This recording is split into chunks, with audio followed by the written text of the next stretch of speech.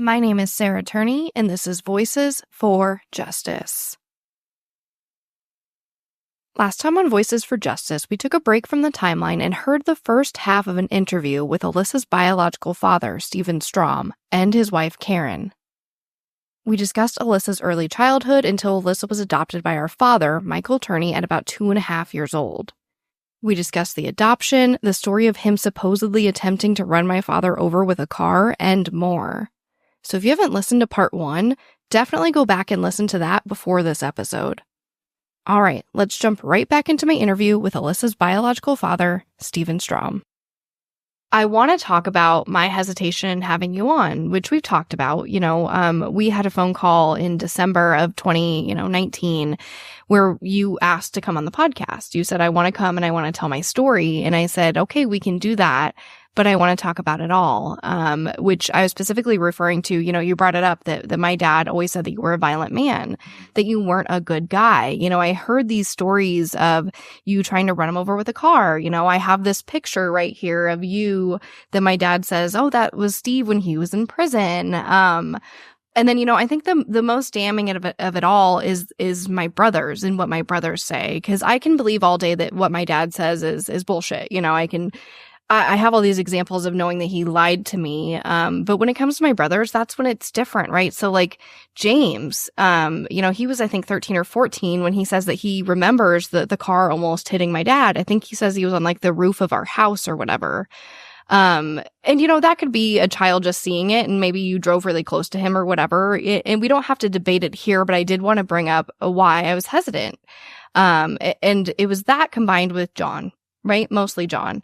And how John says that he remembers being abused. And so in my mind, that scares me. And it made me really hesitant to let you come on here and tell your story. And there's also a huge part of me that feels like, what would Alissa do? How would Alissa feel? How do I best respect Alissa? And it's not that she wouldn't love you or not care about you, but I think, her first question would be bratty, right? Like any teenage girl that doesn't have their father in their lives that all of a sudden comes back in, there's a little bit of that angst, right? It's like, where were you?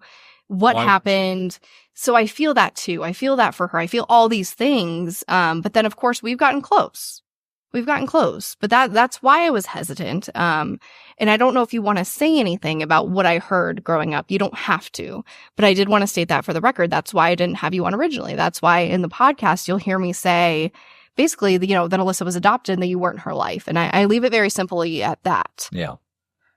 Well, I'd like to respond to it. And you know what? I'm going to start with this picture that you have of me sitting with my hands against the fence at a playground where I took John over to play on the swing sets and stuff. And I was sitting there and Barbara took a picture of me. I was pretty young. I think I was 27 there. Yeah. And so, or somewhere like that. And that was just a simple thing. It was over at the playground and that's all that was. So I have to laugh at that because only Mike would use this as a thing to say that I was in prison. And we'll put the picture online so you guys can see it. It's hilarious. I mean, so I get a kick out of that.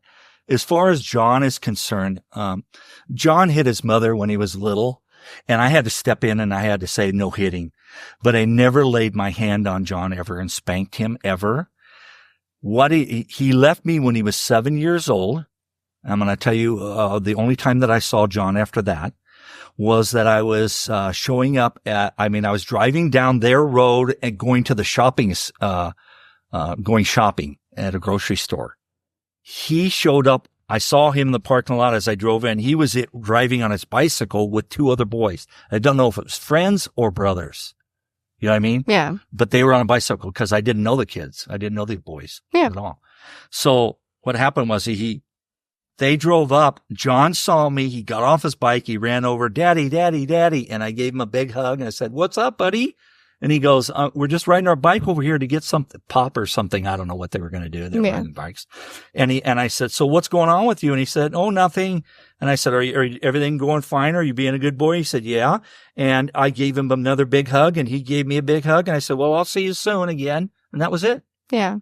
And John was 7 at that time and, 7 or 8 because it was a while after we separated. Yeah. So I can't remember exactly what he was, but John, I can tell you right now that Mike is a person that plants things in people to make other people look bad. Sure. And I think that Mike planted this seed in John's ear that I abused him. But if you ask any of my friends that were around at the time, they can tell you that I loved John like he was my own. And I did things with him. We went out on dune buggies. We went out in three-wheelers. We did stuff together. Now, was I his father and not his friend? Yes. So I reprimand him. But you didn't have to reprimand John. He melted. And he probably still does. He's probably got that personality. He melted. You just have to say something to him like, you better cool or you better stop. And he'd stop it. Yeah. You didn't need to spank John. He wasn't that type. So I think I don't think Barbara would do that. I knew Barbara well enough that she wouldn't plant something false in him, but I think Mike planted into him from the time he was 7 that I abused him, and that's why I'm not taking him. He also said, why didn't you take him? Why didn't you adopt him when he was, and we already talked about that, of why I wouldn't adopt him. Right. It's because of his own real father. Right. It had nothing to do with anything but that. If later on down the road, if John said to me, I want you to adopt me, and he came to me, I would do it. I've done it. Yeah. But I think he needed to know his real father, but he didn't get to see his real father. So that was disheartening too. And I'm sure that John suffers from a lot of problems from his father, John, then me, and then dealing with this thing. When you mentioned the adoption thing, which comes from an excerpt that I sent you from one of my dad's letters from prison. So this is, gosh, how many, like 20 something years later that he's still talking about you. And what I find interesting is that he like implanted it in me. Like I wasn't even born when you were around, yet I still have all these stories that I like inherited from you. So I want to read that excerpt really quick that I sent you. Again, this is from my dad in prison. And his handwriting is so bad, so it takes a little bit to read. And I don't know everything he's referencing. I'm just reading it. So the letter from prison says, "It is good John is getting involved in Steve's lies. This is the way he acted when he called me after I married your mom. He was quick-tempered and very intimidating for your mom until that last night when she attacked him, slapping him because he brought Alissa and John home drunk and told John that he did not love him and he was not his son. One thing you might want to bring up was that he was married to your mom for 5 years, but never adopted John. I was married to your mom for less than a year, and I adopted Alissa and John." Well, again, that's Mike. Yeah. That's the true Mike Turney coming out. He lies about things to make himself look good and everybody else look bad. So the whole thing comes down to is that I never abused John. I never abused Barbara. I never abused Alissa. And I have lots of friends that lived with us around in the neighborhood that still live in that neighborhood that I come and visit and know, and they know the truth. Yeah. So Mike will say anything that make him to look like a big boy, a big guy, and me to look bad. But it's not just me he does that about. He does that about everybody. He's his own worst enemy. Yeah. I mean, he accuses my oldest brother, Rhett, of planting the bombs in the house and forging this manifesto. Yeah. He literally says, my son can recreate my handwriting and that he was in the house. So it's really insane. It would bother me, except for it's so laughable to hear Mike speak, because I never spoke to Mike. Why would I speak to Mike? Why would I have anything to speak to him about at all? I would Barbara, but I didn't even need to speak to her, because by the time I left and then he adopted her and all this happened, it was like beyond that. Yeah. There was no reason at all. So one of the things that I brought up is that I've been told that you had plenty of money, when it comes to the adoption fees or, that legal battle that would cost upwards of $50,000. When I spoke to my mother's friends about that, they said, really? Because Steve had plenty of money. I don't know where they got this from, but when we moved here, I think we had $9,000 in the bank when we moved to Phoenix, Barbara and John and I. Right. And that all went for rent for a long time. And I had a little business that would paint, sign business that really was not doing that good. It was okay, but it didn't good. And that was when Barbara went back to work, because it wasn't doing good. Sure. And so she went back to work, and my house went into foreclosure. Yeah. Because I couldn't afford to pay for it by myself. And some of it was that I didn't care anymore. I mean, that's honest. Sure. I didn't care anymore about material things. Yeah. I only cared about my daughter at that point, and John too. Yeah. I always thought about John. I have my whole life. And it's too bad that John hates me the way he does now, because I still love him, but I'm not going to push myself on John. If he wants to believe that, what Michael told him, he can believe it. Yeah. That's fine. Because I'm a big boy and I can take it. And I was not perfect in this situation. I was part of Barbara and I, breaking up, but I didn't have an affair on Barbara. She had one on me. Right. So I think people probably just hear house in Malibu. They hear about a Corvette and they think money. I know. But that could mean that you were, I see it all the time in Scottsdale. People are driving $60,000 cars, but what people don't realize is that maybe that is everything they actually have in the bank is trying to make that payment. Oh, yeah. Yeah. Yeah. It was pretty much that way. The house we were building in Malibu was, I was building it for a friend of mine. And so with a friend of mine, and it ended up, it was back when the interest rate was 21%. So we ended up losing that. Goodness gracious. Only I got lucky and got $9,000 out of that. Yeah. You know what I mean? But I worked a whole year for $9,000. Yeah. Wow.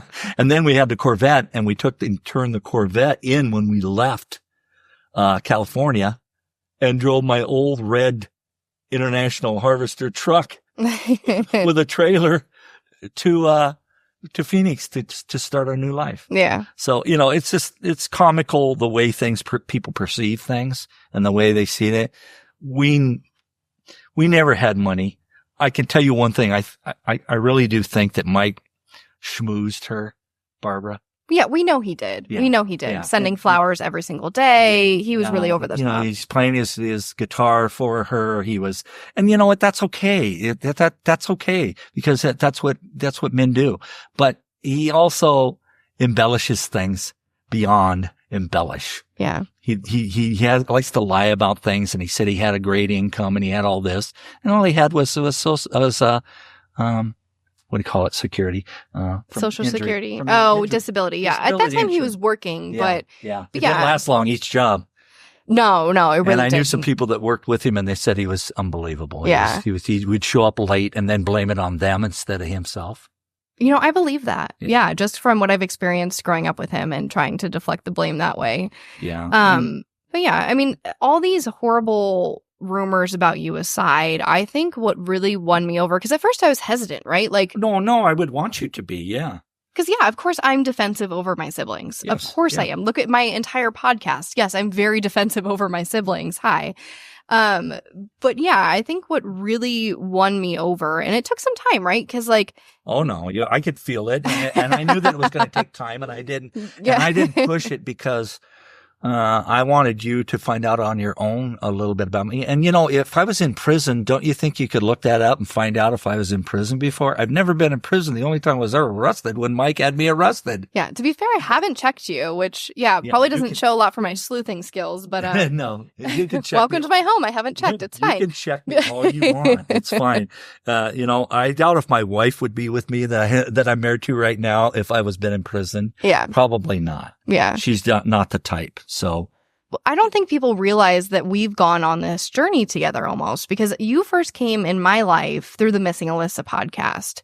You interviewed with her, Otavia, and she reached out to me and said, I'm going to interview Alissa's biological dad. And I was like, whoa, lady. Like, you don't know what I've heard about him.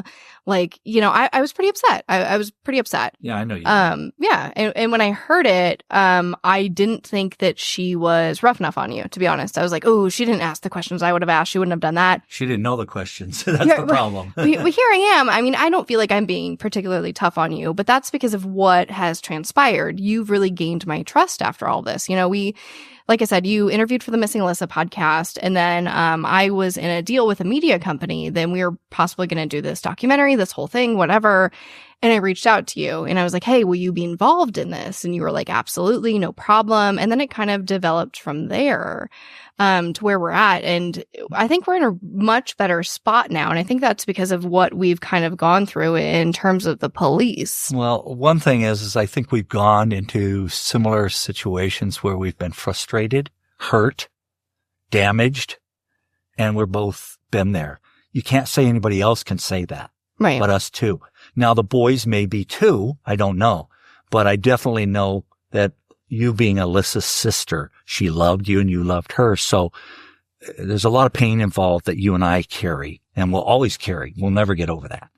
But the big thing here is that it started out where Sarah believed her father, which is what any young person would believe their father, because he let her do everything and have everything. Yeah. But then if you read what he let Alissa do and the way that things went in the household, even with Barbara, then you start to see what was going on there. And finally, Sarah realized that what was going on and she jumped ship. And she didn't jump ship too fast, though. She investigated it. She looked into things. She found out what was going on. And then I started to hear Sarah more and more. And I realized this girl is really on Alyssa's side, because that's all it amounts to. She cannot be on my side. Right. She needs to be on Alyssa's side to get justice for Alissa. We need to find out where she's buried, what he did. And so as she did, I started to realize I have compassion for Sarah. She seems like my daughter because I lost mine. And she was my daughter's sister. And she has Barbara's blood in her, and my daughter has Barbara's blood in her. And guess what? I started to love her and care about her. Yeah. Well, and I think that's really what won me over was the fact that you're here for Alissa. And a lot of people that have been supportive of me my entire life are not here for Alissa. So that's really what it boils down to is like, I don't think if you had bad intentions or didn't care about Alissa that you would be here because you're sticking your neck out. Not everything that's been said about you is wonderful. It's not like you come on here with, this stellar story of look at me, look how sad I am. You tell it like it is. And I really respect that. And like I said, the fact that you are fighting for Alissa now. And like I said, I don't think people realize that we've kind of come together to speak to the police because what they also don't realize is that at a certain point, they start updating you and keeping me out of the loop. Like they're like, okay, we're just going to talk to this guy now. Forget about Sarah, who's been here for like 20 years or whatever. I said to them. No. And we were at a meeting October 2019 where you said to their faces, you said, listen, you need to update Sarah before you update anybody else. You need to go through Sarah and stop going through me, which is exactly what I told the police also, but they weren't as receptive to me as they were to you. Yeah, but still they finally came around and started going through you because I got upset with them. And I also said that you knew more than I know about the whole story. And so I couldn't help Alissa as like you could, right? Like you have. And so that was really, really important. And, Karen and I came upon this thought process of, listening to you on your podcasts after we listened to all the things that were going on. We're like, our brain turned around backwards. It was like we couldn't even comprehend all the things that have happened on the podcast that you say have happened because we weren't involved. We don't have access to all the paperwork and all that stuff. So we were like, Karen and I were like, wow, we feel so sorry for Sarah. Do you realize what she's been through in her life? We haven't even had through half of that. Yes, we've had to mourn over Alissa, but just the mental abuse, everything that took place in life, because there's a certain amount of abuse when you neglect someone too and give them what they don't need as a parent. Yeah. I mean, I still feel like I'm the lucky one, right? So it's hard for me to feel like a victim when we have Alissa, but I certainly understand where you're manipulating environment alone with Michael would have been hard to live with because after a point you realized what he was doing to you and it's horrible. Yeah. I mean, it was certainly just the way I was raised, and I could recognize it from a young age that he was lying to me and trying to manipulate me. And I think I just ignored it or whatever. Yeah, of course you did, because you're a child and you're getting what you want, and that's pretty normal. Oh, exactly. But then someday you grow up, and if you really grow up and you become a real adult of your own, you realize you never want to do that to your own children. and you never want that done to you. Yeah. And so it was not easy, and we know it. And we didn't go through that. She had great parents, my wife, Karen, and I had great parents. We never went through that kind of thing. Yeah. My dad would say to me, son, you got to be careful when you do this or that. He wouldn't yell at me or beat me or manipulate me in any way. Yeah. And I grew up knowing not to manipulate my friends. That's why I never abused John. I never manipulated him. He was a sweet little boy. You didn't have to. Yeah. You know, and my father loved John too. He knew John and took John places and did things with John too. Yeah. And he called him Grandpa. But anyway, do you have any more questions? Well, yeah, right? Yes. Well, so I wanted to discuss what you thought. So when you enter back in the picture, right, you're talking to police, so you're involved in the case now. Like, what is your theory on what happened to Alissa? I'm sure everybody would like to know. My theory is, and I don't know exactly, and you know what? I don't really base it on theory. She was my daughter, so she's my blood. And I have a sense for this, that she was Michael was abusing my daughter, and she was 17 and getting ready to tell on him, and he did something to her. Yeah. What he did to her, where he put her, I don't know. And I will never know. But I sensed it, that there was that, and Mike is guilty of that. Yeah. Yeah. Don't know what else to say about it. I know. I do the same thing. Like, people want you to theorize all day about what happened or where she is, and you can't. Number one, you can't theorize because that's just speculation. Right. And it's not a home. It's a real thing. And so you can't speculate about things. And I don't know, isn't there. So I don't know. All I know is the way he lived his life and the things that he's done and said leads me to believe that he did something to her because she was going to tell on him. Right. And she did tell some people, and the police won't even take that. Exactly. So that leads me into the next discussion of the police. So you're involved now, right? And you have seen what the police say. You've said what they email. You've said that, you've seen the discrepancies. So I would love to know how you feel about that, because we're about to get into the podcast where it's all about the police and what they did and what they didn't do. So you've seen it firsthand. What do you think about the police? I was willing to say things to them that they were willing to take it from me because I was a biological father. Right.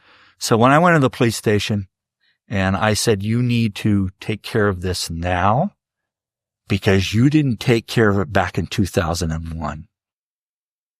And they said, and they looked right at me and they said, you're right. We didn't. And so that's when Detective, you say their names? Yeah. You can say all their names. Okay. Detective Anderson and Detective Summershoe said they will not give up on this.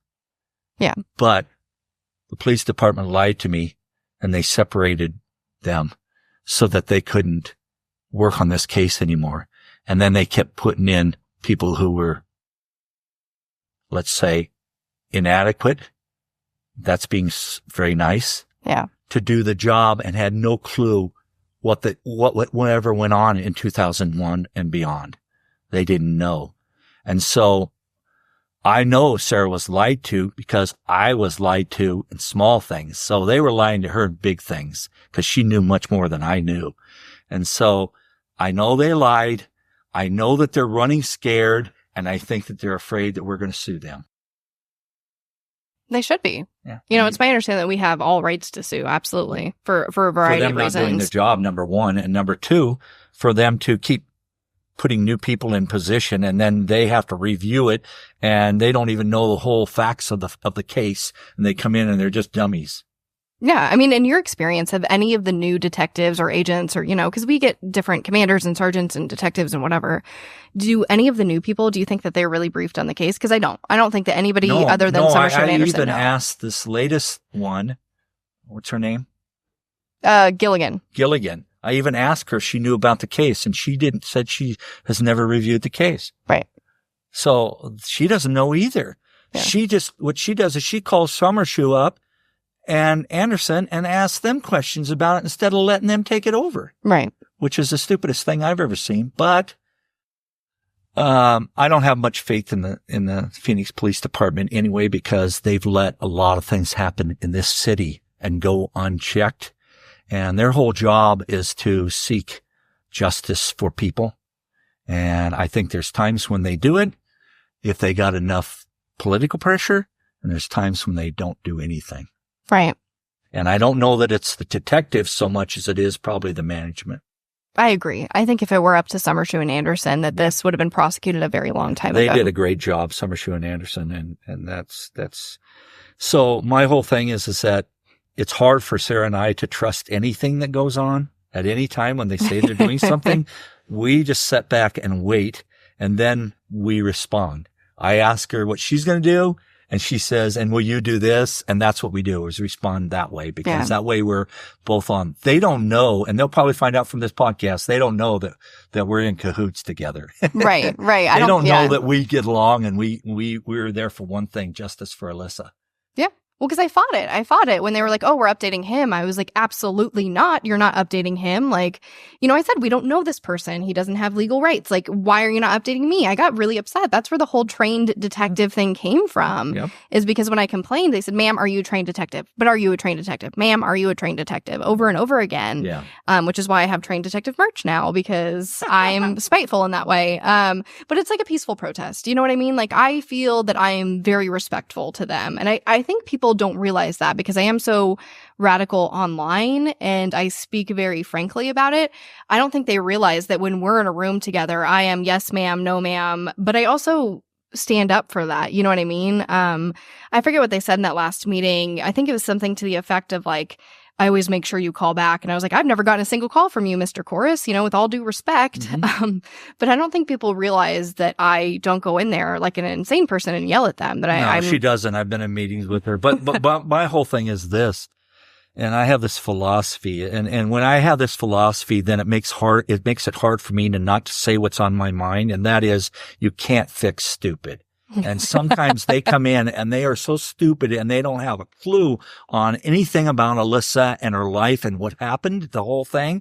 And then they expect us to believe them on stuff. How can we believe them when they don't even know what they're talking about? Right. Well, and their intentions scare me, right? So you actually came down for this meeting. It was my birthday, October 15th, 2019. Yeah. And you drove down from Washington for this meeting. You told them you were driving down. My brother James called in. I was there.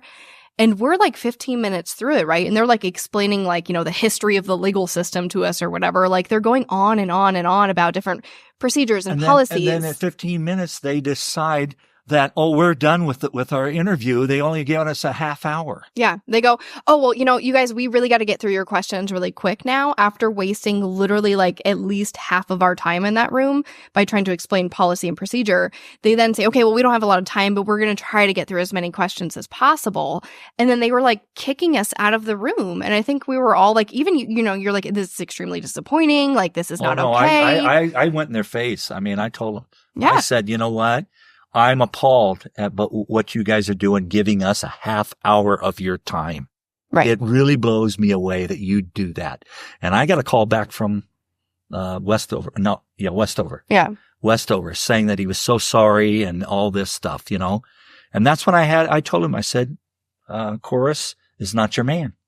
Yeah. Oh, he he's made awful. a mistake. He wouldn't talk to anybody. He won't call anybody. He won't look you in the eye. He took a phone call during our meeting. Yeah, during our meeting, he took a phone call. During our very short, limited time, 30 minutes only, we have to get kicked out.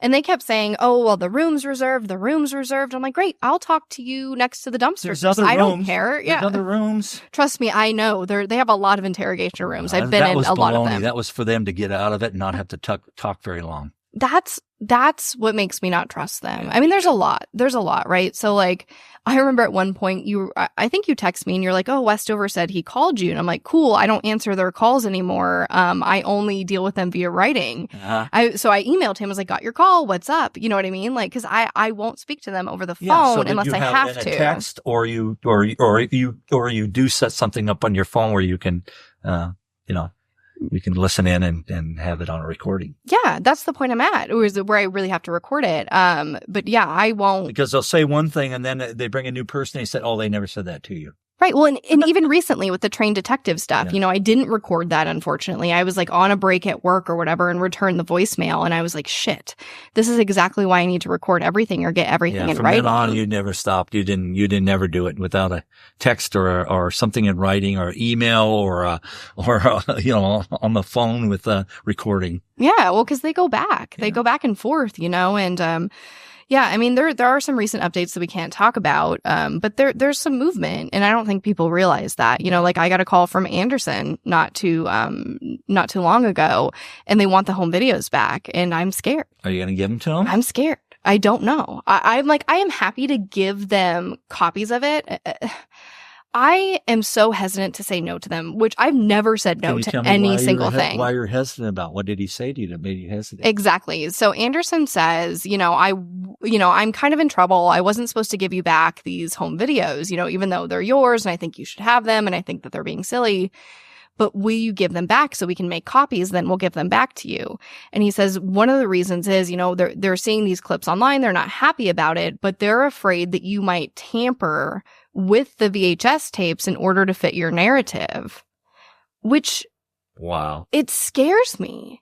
It scares me because, one, I would obviously never do that. I don't even know how to tamper with a freaking VHS. Like, I'm sure there's ways, probably ways that they know about, right? But what you should do is you should put them in a box and say, I have them in a lockbox, and tell him that Steve Strahm has them.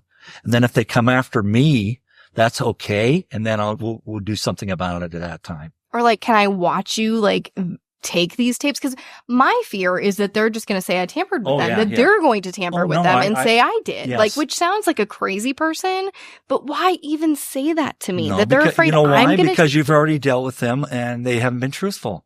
Yeah. When you deal with somebody, they're not truthful, just like Michael. Yeah. You have a tendency to be that way. You're not dumb. You sense it. Yeah. We all have senses beyond what you think we do. Right. Well, and I have lawyers I consult and things. Like, I'm not stupid. And so I ask them, and they say, number one, you're never going to get those VHSs back. They are 1,000% lying to you about that. You will never see those again. Yeah, so definitely make copies. I think they're right.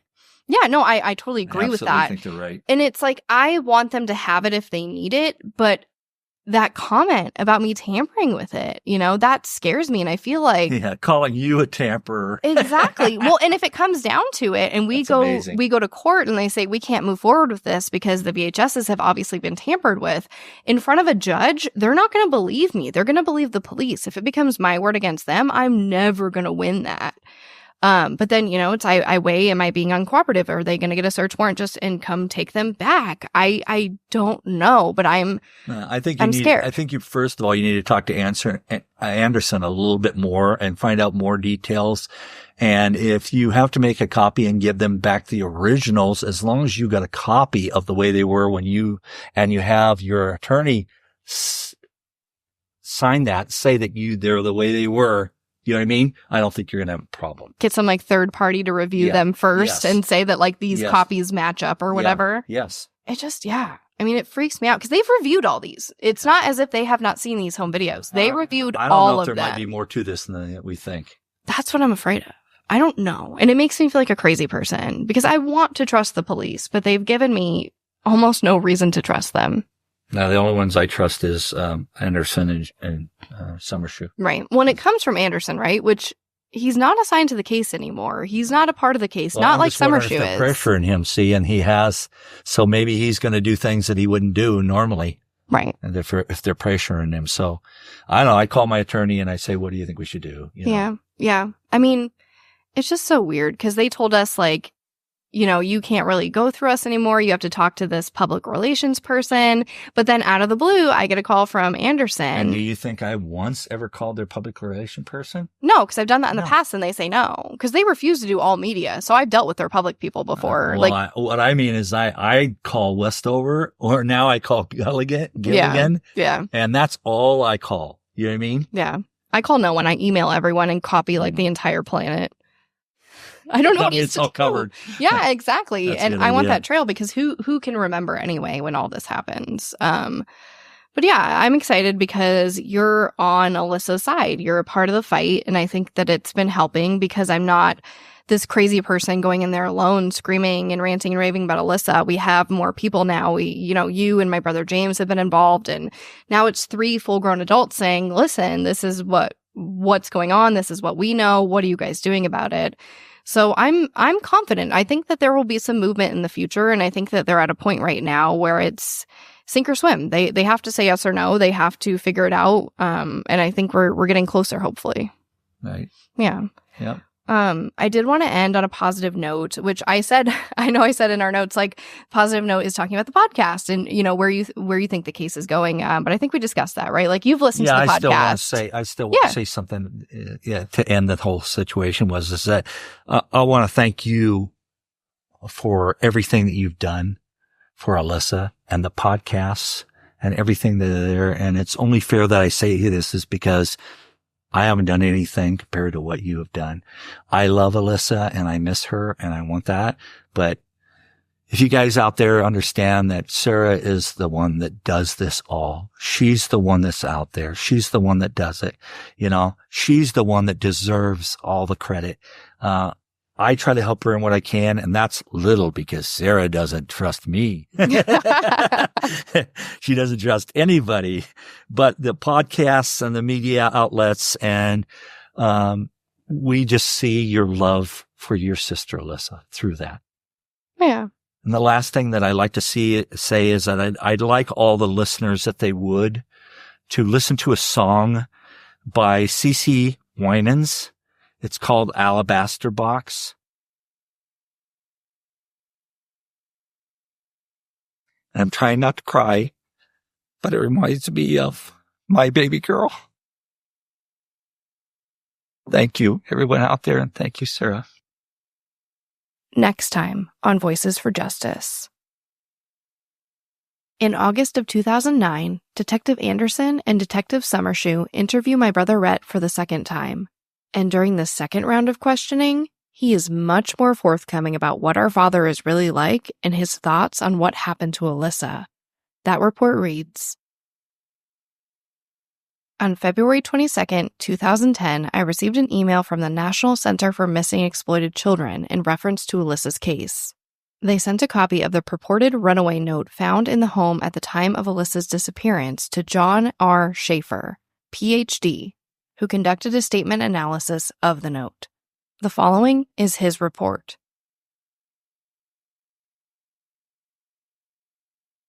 Well, what do you guys think? If I'm being completely honest, I still don't know what to think about what happened in the past with Stephen Strahm. But I am extremely grateful that he has chosen to be a part of the fight for justice for Alissa. And I hope that this interview has given you all more insight into Alyssa's life and case. I would, of course, also like to extend a very, very special thank you to Steve and his wife, Karen, for coming on the podcast. Voices for Justice is hosted, produced, and edited by me, Alissa Turney. If you want to learn more about Alyssa's story and how you can help with the case, visit justiceforalissa.com. And if you love the show, it would really help if you gave me a rating and review in your podcast player. Thank you so much, and I'll talk to you next time.